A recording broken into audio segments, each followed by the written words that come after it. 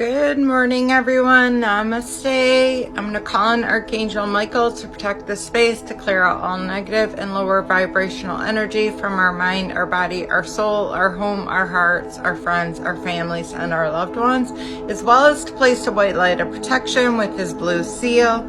And today, guys, I'm going to be reading more out of my Pleiadian Workbook, Awakening Your Divine Ka.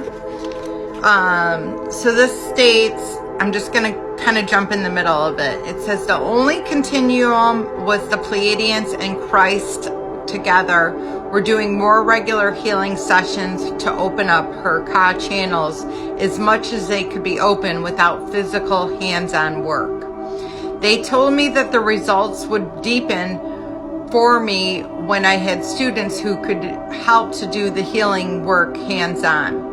At times, Pleiadian emissaries of light would clairvoyantly show me where the channels they were working on that were located in my body, and have me erase the pain which, for some reason, they were unable to do. At times, I would just relax and feel subtle energies or fall asleep.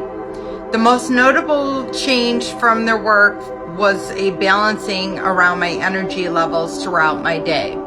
The highs and lows I was used to diminish to almost non-existent. In general, a feeling of lightness and resilience formed. So that's pretty similar to when I do Reiki on myself and I work with them. So I'm wondering now if it's not Reiki or if I'm just working with the Pleiadians. But I'm going to jump into a different part, in a different section. It says, I began my first series of Ka sessions with a close friend who was a student and a healing client. Each time the session began, I had no idea what I would be doing.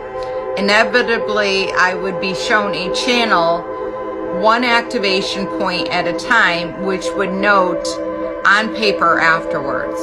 Another friend and student came for a 3-day private healing intensive and became the source of 3 more sets of channels being revealed. All channels were shown to me. The pieces of the puzzle began to fit together.